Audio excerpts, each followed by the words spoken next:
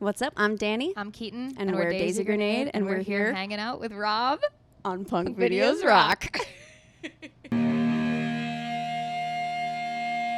I am excited to be sitting down with both of you. I've been a fan for some time. Yeah. So I'm excited to be talking about this upcoming new music, or the music that just recently dropped. But, you know, most importantly right now, you just kicked off this new tour with State Champs. And I'm curious, like, it feels like this year you've been on tour all year. So I'm curious, like, how different is this tour, and how do you feel like it's kind of allowed you to evolve even more on that live show? Great question. That is a great question. I think, well, so far this tour, honestly, they've got everything running so smooth. It's been really fun. We're having a great time with everybody. It's a great group of people. And we have, I mean, every time we're on a tour, we're building our show, we're figuring out how to interact with each other more on stage, really lock in, finding what works for us. Locked in, is that what you're doing for? Yeah. And all the different venues, it's like we always say we give the same show no matter what the size of the house is or how many people are out there. So we pick up our tools on each tour, and we just keep getting better. Yeah, it's nice on this one because we've toured with two of the three bands. The other bands on the bill. We did Meet Me at the Altar's first headliner last year. Yeah, last year, and then this summer we toured. Wow. I know. And then we toured this summer with Knuckle Puck at Sad Summer. So it's been really fun, and we're getting to know State Champs. It's just a really cool group of people. So yeah. During the experience of touring that you've had this year and even last year, like, where has been that favorite moment, or which tour do you feel like has been a favorite moment where you kind of had a little bit of self-discovery, like, oh, I can do this? Like, oh, wow. Honestly, I will say the last time we played this venue, the Anaheim House of Blues, was with Water Parks last year, and it was the first time we were using in-ears and tracks and like all of this new stuff, and it was like this room felt, I think it was the biggest show we'd ever played was this room. And so I remember, like, I cried in the bathroom because I was so scared, and in that bathroom right there, and then once it all got figured out, it was amazing. And I think it was a really cool moment, I think, for everybody to be like, oh shit, like, we got this. You know. What about for you? I think, I don't remember exactly what city we were in, but it was one of the second round of Fall Out Boy tour we did, just walking into an arena. It's like, whoa, this is for us. This is absolutely crazy. Regardless of if they were to see us or not, they had to listen to us. But yeah, I think stepping out and then, like, seeing how everyone in the band kind of just did so well and just kind of flourished in that environment. No one got taken over by anxiety or stress or anything like that. And makes me feel like we can do anything. I think it's really cool to have, we're really, really good friends with our band. They're all our best friends. So when you see, like, an arena and you go out there and you're like, my stupid little friends are about to get this done out here. And then you walk off stage and you do it and you're like, oh yeah, just like my, like, idiot friends that I, like, play fun music with, just, like, ripped an arena, and it was really good. So I think it's always fun every time to like have that moment. Now, Danny, you mentioned that no matter what size of stage, it's still going to be the same kind of show. But I'm curious, like, how the different types of stages, and whether it's a stadium, a festival, or a smaller stage, like, how does that impact you in the creative process for the two of you when you guys are back in the studio? And now you actually picture, like, this endless sea of fans out there listening to your music. Sure, yeah. I mean, that definitely comes into play when we're writing and we're in the studio. We're always thinking about our live show. It's, like, one of the most important parts of Daisy Grenade for us. Oh, what do I have? Oh, thank you so much. Our live show is really important. It's been the thing since the beginning. We started playing live shows before we were ever recording music. So that's, like, the heart of Daisy Grenade. So whenever we're in the studio, we're thinking, we don't know what tours we're going to be on. We don't know what rooms we're going to be in, but we're like, how will this translate? Are we going to be able to sing this while doing the crazy jumping around that we do on stage? We don't want to, like, sacrifice our stage antics. So there's a lot to figure out and try, but we're building the muscles now it feels so, like even if I'm not, it just comes out and it just happens. Definitely getting more comfortable, just kind of, like, interacting with the crowd and, like, having them do things and stuff like that. Like, that's been growing as we've been doing more and more tours, which is fun. What about vocally wise? Just because when I listen to the songs, like, there's so many different vocal ranges on every single track, and, you know, on some you have these, like, crazy grungy kind of, like, screams or growls in a sense. So, like, how does that kind of happen here on these live shows, especially, like, you know, it's a different kind of show every single night? Yeah, I'm a screamer. I don't really know. I feel like when we're recording stuff, I didn't really know how to scream at all, like before we started recording. And then I kind of just was like watching a lot of videos and trying to figure out how to do it in the studio, and then not sure if we were going to do it live. Like King for a Day, we have our friend Casey Carlson scream on it, but when we do it live, we both do it, and I kind of just have like figured out how to make it happen live every time. But it's I'm still learning, and it's a very interesting, different skill. I end up screaming, I think, a lot more live because I just get really excited, and I start just ripping some wild screams, and it's been really fun to like learn how to do that and learn how to make it sustainable throughout the tour, because I think you can really easily hurt yourself doing that, but I feel like I've got a pretty good handle on it now. And Dan and I, now that we have all of our stuff, like our tracks and our ears and stuff, it makes it a lot easier to like sustain those things, because you can really like push and pull and play with dynamics and stuff. Nice. And I'm curious, diving into the studio most recently, How to Hide a Body is the most recent single. You're back in the studio with Courtney Ballard, which you guys have been collaborating with for some time. Yeah. Every single time you get back into the studio with Courtney, how does like you step it up? and I'm curious, how does he push you without like feeling uncomfortable at the same time?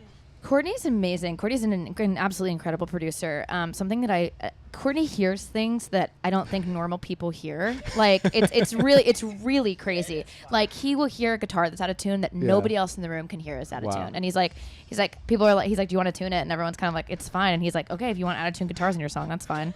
And like, he's crazy. And his vocal production is also incredible. I think he's very, very, his ear is just extremely attuned. So, and I love Courtney. I love hanging out with Courtney. So it's nice. And Stefano Pigliapoco, Grammy nominated stuff. Wow. Is also in there with us all the time, and is just a really fun collaborator, fun writer to work with. Yeah. So they're just our good friends now too. Not just, they are our good friends also.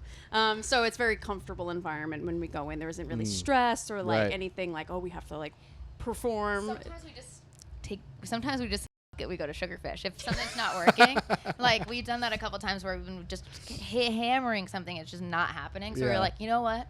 Let's go get some sushi, take a break, we'll come back. If it works, it works. If it doesn't, we need inspiration. Yeah, literally. When it comes to the songwriting, what's it like collaborating between the two of you? Because you've been together for some time already. So is it like, do you guys understand each other now when you walk into the studio and start writing? Or is it still one of those things where you have to kind of tell the story first? We will just start having like wordless conversation and like just like looking and being like finishing each other's sentences like that. That's the easiest part of it all. The best thing is when someone's playing something and we're trying to come up with a melody and we're individually like on opposite sides of the studio and we start humming the exact same melody. And I was like, that's exactly what I was thinking. So that's when we know. And that's when we know that's what it is. With this material that you have so far, there's been, I think, 3 or 4 songs that have been out this year so far, including the collaboration with The Maine. So I'm curious, like, is this going to come together into a body of work, or what is the plan for the music? I guess you never know. It just happens, right? Yeah. I don't know. We're just writing, recording, putting things out when they're getting traction on the internet. People seem to be wanting to listen to it, and I seem to be enjoying what we're doing. We're like, all right, let's release that. Let's do that. We're having fun with some covers this year. Yeah. We've got another one coming out soon. So no big plan that we can say for sure yet. Yeah. Just working, honing the craft. Yeah, absolutely. And when it comes to honing the craft, I'm curious, like within the releases that you've had so far, whether it's this year or just your releases in general, which song do you feel that vocally challenged you either in the recording studio or performing live? And then also at the same time, which song do you think challenged you in the writing process, trying to even start it or finalize it? Vocally, King for Dead is the hardest thing I've ever had to sing in my entire life. Shout out Kellen Quinn. I don't know how you do it. I sing Kellen's parts on it, and it is quite literally the hardest thing I think I've ever had to sing in my life. Wow. And now it feels really, I won't say it feels really comfortable. It is a challenge every single time. It feels like my song now. Yeah. It is a challenge every time, and I had to watch videos of Kellen doing it live a bunch because I wanted to see like where he was breathing and where he was changing vowels and where he was like messing with the rhythms to be able to get through it, because on the recording, there are some really clear comps, which was a choice that we made where it like very clearly is comped together. you can't do that live, obviously. So I had to kind of make some changes, obviously, but it is an extremely hard song to sing. So shout out to them for doing that. And writing wise, I don't know. I really like, we write and record in New York a lot of the time with our friend Tony. Shout out Tony Pietrafesa. He's an amazing producer. He produced the King for a Day cover, and our Polly cover as well. But we work together all the time. And I don't know, I think Dan and I are always just trying to challenge ourselves to write as much as we can. And sometimes it's not great, but sometimes it is. And I'm really proud. You wrote most of Coming Clean that we play live that we don't know if we're putting out yet, but we play it live all the time, and it's a really, really, really fun song. And I think the lyrics are really fun. It's very hooky, but it I don't know. It's just it's interesting conceptually. I don't think a lot of people know what it's about, but interesting conceptually, and also has that really nice like kind of poppy element that we like to keep in our songs. So yeah. Vocally, I think the hardest one for me is honestly the harmonies I sing in Liquor and Kerosene. They're hard. up there. And sometimes we were doing it yesterday in an acoustic thing. Yeah. And I was sitting That's down. even harder. And I was like, oh, no. I was squeaking those notes out. But yeah, as writing, we're just always writing and trying to one-up, the song that we wrote before it. Just always trying to, why it always has to be better than the thing we did before it. Sometimes it doesn't happen. And sometimes it doesn't happen, and then no one will hear those songs except for me. But sometimes it does, I think the more you do it, it's just like, it's just a muscle that you have to flex. So we're writing all the time. I mean, we've got like folders and folders. We probably have 75 songs that just sit in a folder all the time. So yeah, we're always writing. Now this year's about to wrap up, and you've, like I said earlier, you've been on constant tours this year and last. But when can we get that Pierce the Veil tour to happen? Okay. Because I'm ready for it. Listen. Vic Fuentes, if you're out there, make it happen. if you're listening, Please. we would love that. That Needed. would be a dream. We Very met much them at when we were young, and they were the sweetest people in the world, and we would love to do that. yeah. Let's put it, let's make it happen. 2025. Please, let's make it happen. Vic, please. I guess to close this off, Warped Tour just announced the 30th anniversary. I'm so excited that it's back. For you personally, I'm not sure if you had any experiences before with Warped Tour, but when you think about Warped Tour, like what kind of impact does that have on you as an artist, but also you as a music lover? I think Warped has obviously created put a lot of emo bands that we know and love into the mainstream, and kind of created an entire culture, like a very cool subculture. And yeah, I think it's a really important thing that we are very grateful for, because I feel like without it, we wouldn't maybe have a lot of these bands in the mainstream that we have now. And I hope that the culture that we can create moving forward is just one of like safety and fun, and yeah, I'm excited. I love that.